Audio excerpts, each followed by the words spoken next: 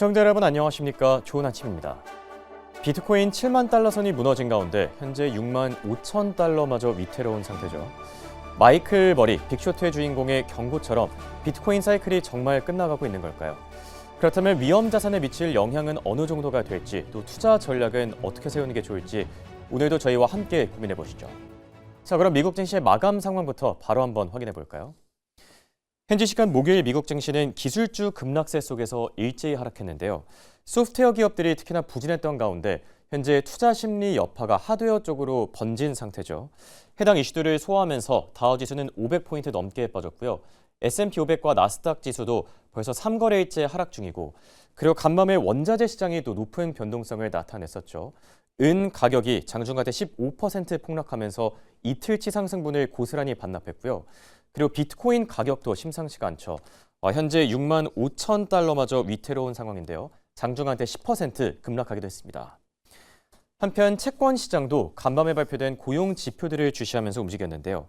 감원 규모와 또 실업 규모가 늘어난 반면에 채용 규모는 떨어졌다라고 하죠. 한마디로 고용 시장이 흔들리고 있다라는 건데, 고용 시장이 흔들린다, 이거는 금리나 기대감이 갈수록 커질 수 있다라는 의미인 거죠. 해당 소식의 국채 금리는 하방 압력을 받으면서 10년물 기준으로는 4.2% 초반까지 떨어진 상태고요.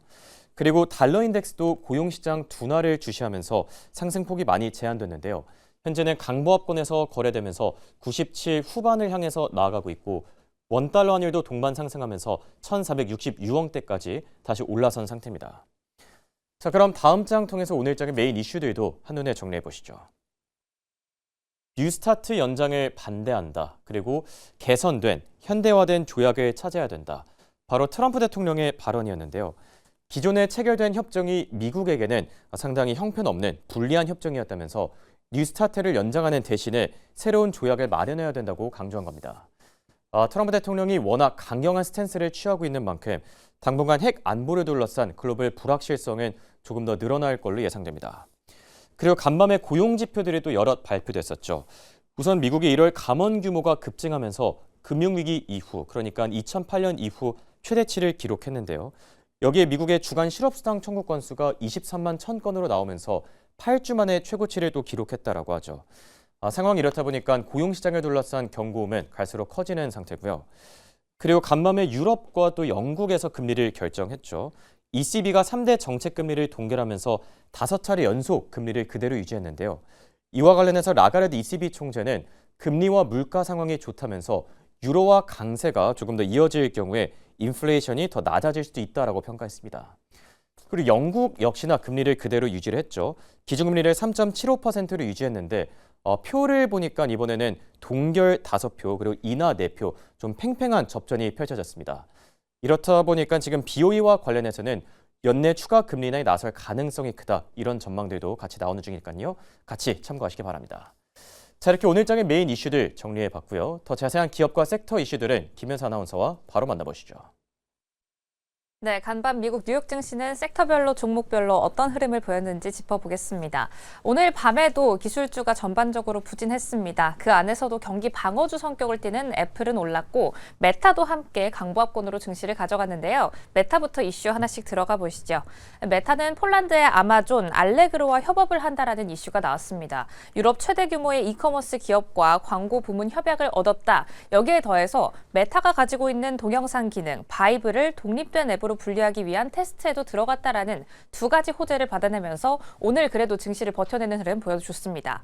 다음으로 아마존 보겠습니다. 오늘 장 마감 후에 실적 발표를 앞두고 있죠. 아마존은 오늘 크게 빠지는 모습을 보여줬는데요. 실적 발표 전 관망세, 여기에 더해서 독일에서 독일 내 온라인 판매자들에 대한 가격 상한선 설정을 금지했다는 데에 대해서 반경쟁적 범위 위반 혐의에 들어갔다라는 이야기로 과징금 7천억 달러를 부과받을 수도 있다라는 이야기 받아내면서 오늘 4%대 낙폭 가져가고 있습니다. 다음으로 엔비디아 보겠습니다. 어제 이 시간에도 함께 전해드렸는데요. H200 칩에 대한 수출 허용이 나온 지 2달이 지났음에도 불구하고 이렇다 할 이슈가 나오지 않기 때문에 시장 전반에 암울한 분위기가 감돌고 있다는 사실 전해드렸습니다. 엔비디아도 이에 대한 언급을 한 가지 내놨는데요. 대중 AI 칩 수출 규제에 대한 우려를 표명하면서 지나친 규제 때문에 수요가 막힐 수도 있다는 발언 나왔다는 점도 체크하겠습니다.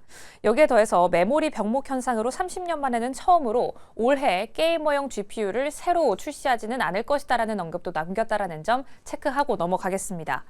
그럼 다음 장 통해서 전체적인 증시 분위기도 체크해 보시죠.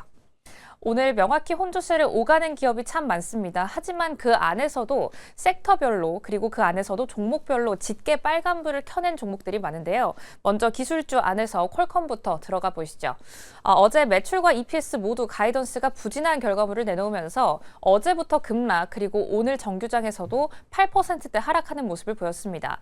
투자은행들도 TP를 줄줄이 낮춰잡고 있는데요. 뱅크 오브 아메리카에서도 간밤에는 투자 의견 하향 조정했다라는 점 챙겨가시면 좋을 것 같습니다. 오늘 기술주 전반으로 부진한 가운데 이 안에서도 중국 전기차 업체 니오 같은 경우에는 사상 처음으로 흑자를 달성할 것이다라는 기대감 속 급등하는 모습을 보였습니다. 여기에 더해서 6% 가까운 상승세 보였다라는 점 체크를 하시면 좋을 것 같은데요.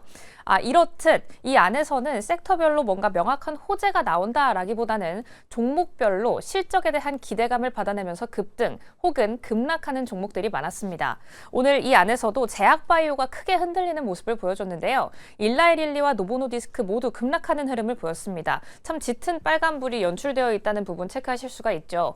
위고비가 흔들릴 수도 있다라는 이슈를 받아내면서 일라이릴리 같은 경우에는 제약바이오단의 동반적인 약세 그리고 노보노디스크는 이슈 정점에 있다라는 사실에 크게 흔들리는 모습을 보여줬습니다. 힘센허스에서 위고비 알약 복제약을 월 49달러로 원래 가지고 있던 위고비의 가격보다 100달러 가까이 싸게 팔 수도 있다라는 이야기가 나오면서 복제약, 제네릭에 대한 우려 때문에 크게 흔들리는 모습을 보여줬는데요. 하지만 노보노디스크 밑에 하단에 나가고 있는 것처럼 바로 위고비 복제약 법적 조치에 대한 예고에 나섰습니다. 하지만 그럼에도 불구하고 전체적으로 흔들리는 모습 안 나간다는 점도 체크하겠습니다. 오늘 장 안에서 기술주 안에서는 엔스로픽이 또 한 번 일을 냈습니다. 어떤 일을 냈는지 다음 장 브리핑 통해서 체크해 보시죠. 엔스로픽이 또 AI를 공개했습니다. 이번 소프트웨어가 흔들리기 시작한 것은 엔스로픽발 악재 때문이었죠. 하지만 이 안에서도 악재를 꾸준히 업데이트해 나가고 있는 모습입니다. 엔스로픽은 오늘 클로드 오퍼스 4.6을 공개했습니다. 지금까지의 AI와는 뭐가 다를까요? 일단 금융주가 함께 흔들렸다라는 부분을 감안해 본다면 금융주 쪽도 약간은 건드릴 수 있는 소식이 나왔습니다. 재무제표와 공시자료, 시장 데이터를 읽고 분석하고요. 이런 성능이 어느 정도 수준이냐? 증권사의 리서치 보고서를 쓰는 수준이라고 합니다. 이 때문에 금융주가 함께 흔들렸습니다. JP모건, 다른 팩트셋 같은 금융기관들이 내는 리서치 보고서를 이제 AI가 낼 수 있다라는 사실에 소프트웨어 관련주 함께 금융주도 크게 흔들리는 모습을 보여줬습니다.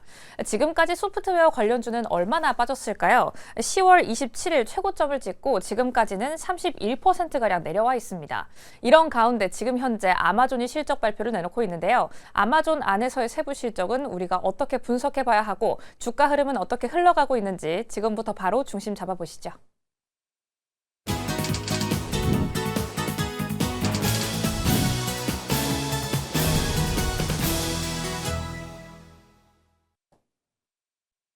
이번 어닝 시즌 쉽지가 않습니다. 아마존이 방금 전에 실적을 발표했는데 매출은 잘 나와줬는데 EPS가 예상치를 밑돌면서 현재 시간 외 거래에서 10%까지 급락 중입니다. 다시 한번 전해드리면 아마존의 실적이 방금 전에 공개됐는데요. EPS가 예상치를 밑돌면서 현재 시간 외 거래에서 10%까지 급락 중이고요.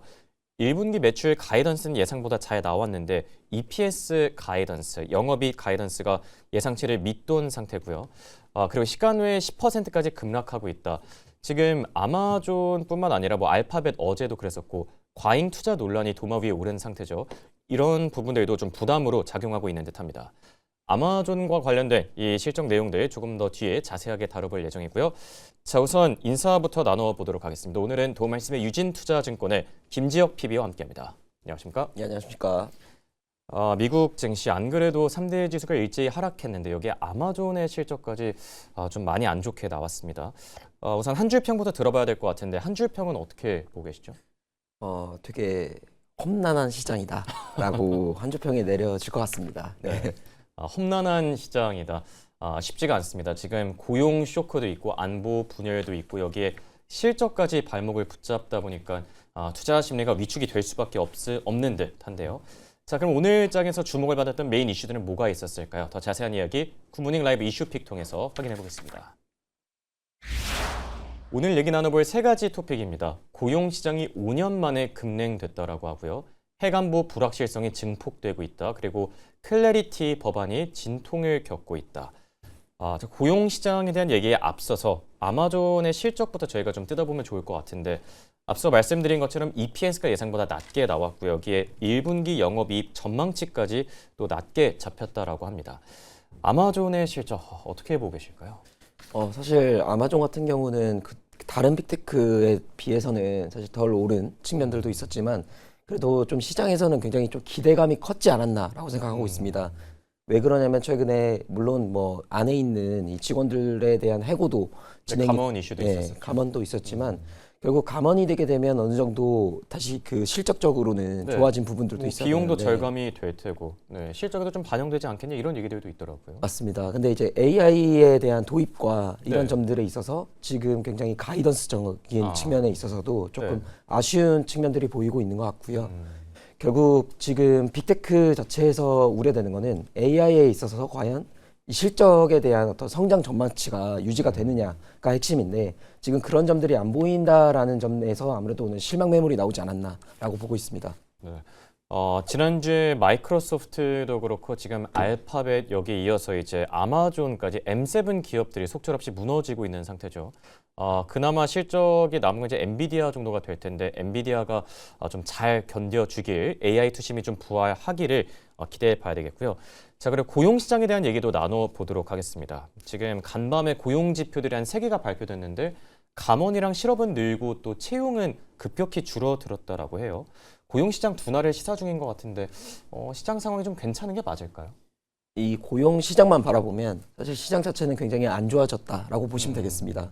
그래서 원래 같으면 사실 이 고용 지표가 이렇게 나오다 보면 네. 이제 금리 인하하는 거 아니야? 네. 라는 생각이 들면서 원래는 증시도 좀 좋아야 되지 않나요? 맞습니다. 예. 근데 이제는 확실히 시장 자체가 조금 안 좋은 상태로 돌아가고 있기 때문에 확실히 이런 지표가 나왔을 때 안 좋게 나왔을 때는 더 안 좋게 받아들이는 그러니까 이 원래는 형식이 악재가 호재가 되고 호재가 악재가 되는 경우가 있는데 지금은 그냥 악재가 악재가 돼버리는 뭐 그런 상황입니다. 맞습니다. 그래서 지금 사실 이 졸트 구인 보고서를 보게 돼도 결국 지금 이 사무직 쪽에 있는 네. 이 신규 채용이 거의 없다라고 보시면 되겠습니다.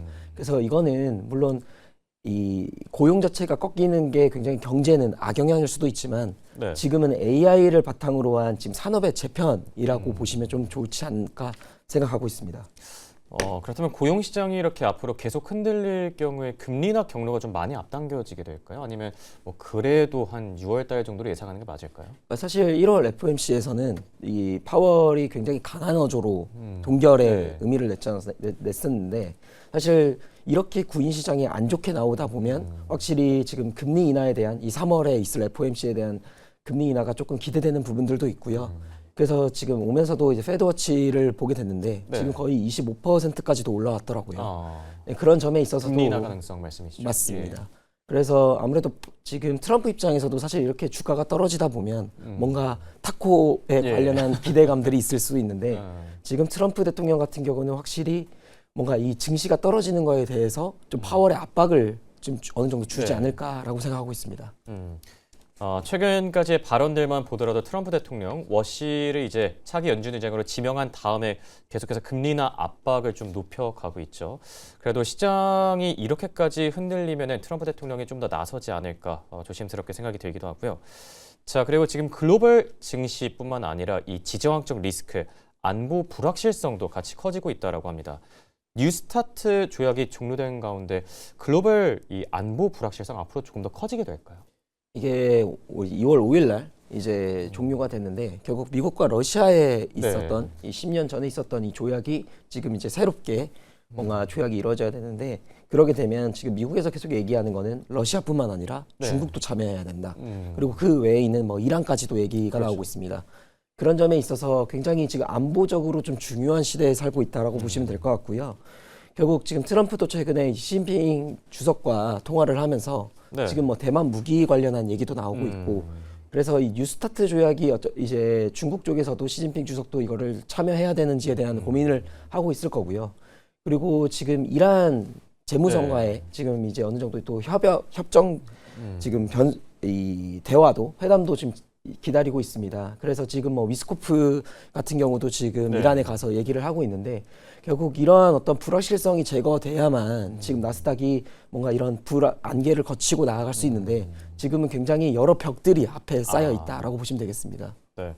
여기서 궁금한 부분이 하나 있는데요. 보통 우리가 지정학적 리스크가 커진다라고 하면 안전자산, 뭐 금이나 뭐 이쪽의 가격이 오르는 경향이 있는데 간밤에 금이랑 은 가격, 특히 은 가격이 많이 폭락했더라고요. 이거는 어떻게 해석하는 게 좋을까요? 개인적으로는 지금은 최근에 이제 미국에서 QRA라고 네, 재무부 미국 국채 발행 계획이죠. 맞습니다. 예. 이제 국채 발행 계획이 나왔는데 결국에는 단기채 위주로 돌아가긴 네. 합니다. 근데 결국에는 지금 그 QRA 발행에 맞춰서 미국 국채에 대한 수요를 조금 높이려고 하고 있지 않나라고 생각하고 있습니다. 예. 사실 오늘 같은 경우는 미국 국채 금리는 굉장히 큰 폭으로 예, 떨어졌습니다. 그렇죠. 그 말은 안전자산에 원래는 미국 국채가 금보다는 좀 떨어졌던 모습들이 네. 나왔는데 오늘 이제 최근에 장을 보게 되면 이런 안전자산보다는 확실히 안전자산이 이제 미국 국채다라는 점을 조금 더 강조하지 않고 있나라고 생각하고 있습니다. 금 가격이 이제 워낙 높은 변동성을 나타내다 보니까 안전자산 자체의 성격이 좀 더 강하게 뛰는 거는 이제 국채 쪽으로 이동된 게 아닌가, 뭐 이런 코멘트를 또 남겨주셨고요. 그리고 비트코인 얘기를 저희가 오늘 안 해볼 수가 없죠. 비트코인에 투자하는 분들도 상당히 많은 걸로 알고 있는데 장중한 때 10%까지 급락하기도 했거든요. 앞으로 이 하락세가 좀 더 지속이 될까요? 어떻게 생각하시죠? 사실 지금 비트코인 같은 경우는 굉장히 큰 레버리지를 바탕으로 한 자산이기 때문에 네. 계속적으로 이 레버리지에 대한 청산이 이루어지면서 지금 어떤 이 주가에 대한 반등보다는 계속적인 하락이 나오고 있습니다. 네. 네, 물론 하락이 나오는 이유 중 하나가 지금 클래리티 법에 대한 예. 이게 지금 통과가 굉장히 난항인 모습이 나오고 있고요.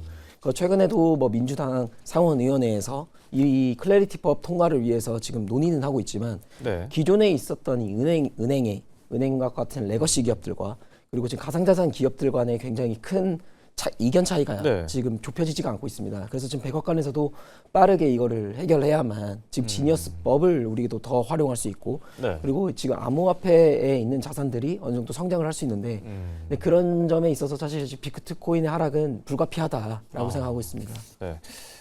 여기에 또 마이클 버리 같은 경우에는 이제 빅쇼트 주인공으로 좀 유명한 분이죠.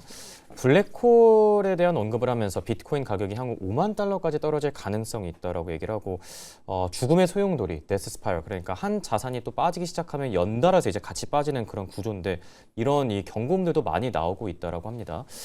비트코인 가격, 암호화폐 가격은 조금 더 유의 깊게 살펴볼 필요가 있어 보이고요. 자, 그리고 특징주로 오늘은 또 어떤 기업 준비해 주셨는지 궁금한데 어떤 기업 소개해 주실까요? 사실 저는 좀 정책을 위주로 네. 이 주식을 조금 보려고 하는 타입인데 최근에 이제 트럼프 대통령이 이 2천억 달러 규모의 모기지 네. 채권을 이제 매입한다라는 예. 규모가 소식이 나오게 되면서 굉장히 건설주들이 좋았었잖아요. 네. 근데 이 건설주들이 그 장에서는 오히려 이제 오르다가 또 빠졌습니다. 왜냐하면 이게 저가의 주택을 짓다 보니까 이 수익성이 과연 나올까라는 생각이 있었는데 결국에는 저가 주택은 지어도 이 건자재는 계속적으로 수입을 해야 되잖아요. 그렇죠. 그런 점에 있어서 지금 건자재 기업을 조금 가져와 봤고요. 그래서 빌더스 퍼스트 소스라는 기업입니다. 예. 그래서 미국 내에 지금 500개의 지점을 갖고 있는 굉장히 큰 건자재 공급사라고 보시면 될 것 같고 이게 지금 단순 자재를 유통하는 걸 넘어서 지금 디지털 설계 플랫폼도 가지고 있고 그래서 최근에는 이 마진율이 거의 30%까지도 올라온 종목이라고 보시면 되겠습니다. 그래서 현재 4분기 실적 발표회에 있어서는 이제 앞두고 있어서는 이익 감소 우려가 조금 지금 예상되고는 있지만 아무래도 이 이익 감소에 대한 부분들은 지금 금리가 굉장히 높다 보니까 주택을 안 짓고 그런 점들이 있어서 지금 굉장히 떨어졌는데 결국 지금 트럼프 행정부에서 원하는 거는 주택을 더 짓는 거기 때문에 그런 점들이 있어서 이런 건자재 기업들도 한번 볼 필요가 있다라고 생각하고 있습니다. 금리 인하도 좀 이 수혜로 작용할 수 있을까요? 이런 관련주들에게요? 예, 아무래도 금리 인하가 되면 이런 주택 착공에 대한 부분들은 더 늘어날 것이고 사실 트럼프 행정부의 굉장히 중요한 정책 기조 중 하나이기 때문에 그렇죠. 그런 점들에 있어서 굉장히 지금 성장주의 포트폴리오 비중이 조금 굉장히 높으실 텐데 네. 그걸 이제 어느 정도 이제 비중을 안전하게 이제 구축을 하려면 이러한 지금 시크릿컬한 기업들도 한번 볼 필요가 네, 있다라고 좋은 생각하고 것 있습니다. 네, 포트폴리오에서 이제 성장주의 비중은 지금은 조금 낮추고 이런 정책 관련주들, 수혜주들을 조금 더 집중해 보는 것도 좋아 보일 듯하고요. 자, 그리고 두 번째 기업으로는 루멘텀 홀딩스 들고 와 주셨는데 최근에 또 소개를 해주셨던 기업인가요? 어떤 모멘텀이 갖고 있을까요? 사실 이 루멘토홀딩스 같은 경우는 원래는 트랜지스터 같은 네. 이 통신을 파는 기업이라고 보시면 될 것 같은데 최근에 AI 데이터 센터에서 이 병목 현상이 굉장히 네. 짙다 보니까 지금 메모리를 어떻게 수급하는지에 대한 부분들도 있을 거고 그래서 메모리 같은 경우는 원래 전기로 이게 통하게 되는데 루멘토홀딩스 같은 경우는 지금 빛으로 이런 네. 신호를 통하는 기술들을 가지고 있습니다. 그래서 최근 실적 발표에서만 보더라도 매출이 전년 대비 거의 65.5% 증가됐고 영업이익도 거의 4배 넘게 증가가 됐습니다. 그런 점에 있어서 지금 뭔가 이 병목 현상을 해결하려는 이런 모습들에 있어서 지금 어떤 해결책으로서 루멘토홀딩스가 굉장히 주가 흐름이 굉장히 좋다라고 보시면 될 것 같고요. 그래서 지금 이 PEG라고 해서 지금 이 빅테크에 있는 실적을 기반하는 어떤 지표들이 있는데 이게 지금 1.18배 정도 수준입니다. 이게 평균 한 1.4배 수준으로 알고 있는데 그런 점에 있어서도 굉장히 낮은 수준에 지금 위치해 있기 때문에 지금 뭐 반도체 기업들이 아무래도 굉장히 큰 폭의 하락을 이뤄내고 있지만 이런 기업들은 아무래도 이런 광학 장비에 대한 기업이다 보니까 필수 장비로서 좀 지켜볼 필요가 있다라고 생각하고 있습니다. 네. 얘기가 나온 김에 아이렌에 대한 얘기도 잠시 나눠보면 좋을 것 같은데 데이터 센터 관련해서 최근에 좀 많이 주목을 받았었죠. 서학개미 분들께서도 좀 많이 투자를 하고 있는 기업인데 아이렌이 실적을 발표했는데 매출이 예상보다 더 낮게 나오면서 현재 시간 외 거래에서 15%까지 폭락 중이라고 합니다. 한때 서학개미들이 가장 많이 매수했던 기업 중에 하나였는데 최근에 좀 반등하는가 싶다가 결국 주가가 거의 반토막 나기도 했어요. 아이렌은 오늘 실적까지 포함해서 좀 어떻게 보고 계신지 궁금한데요. 그러니까 작년에는 굉장히 데이터 센터에 이 GPU를 공급해주는 이 네오클라우드 입장에서도 성장성을 좀 부여받았지만 지금은 결국 지금의 하락은 아무래도 불가피하다라고 저는 생각을 하고 있습니다. 그래서 뭐 이거는 사실 고객분들한테도 얘기는 드리지만 사실 반등이 올 때마다 조금 어느 정도 비중을 축소하라고 얘기하는 이유는 네오클라우드 같은 경우는 작년에 핫했던 이슈고 올해 같은 경우는 클라우드보다는 전력 쪽에 조금 초점이 가 있습니다. 아무리 GPU를 공급을 해도 사실 전기가 공급되지 않으면 결국 아무것도 일어나지 않기 때문에 그렇죠. 그런 점들에 있어서 아이렌이 올해 같은 경우는 사실 반등이 올 때마다 조금 정리할 필요가 있다고 생각하고 있습니다. 네, 자 이렇게 아이렌에 대한 투자 의견까지 자세히 들어봤습니다. 지금까지 도매스의 김지혁 PB와 함께했습니다. 대단히 고맙습니다.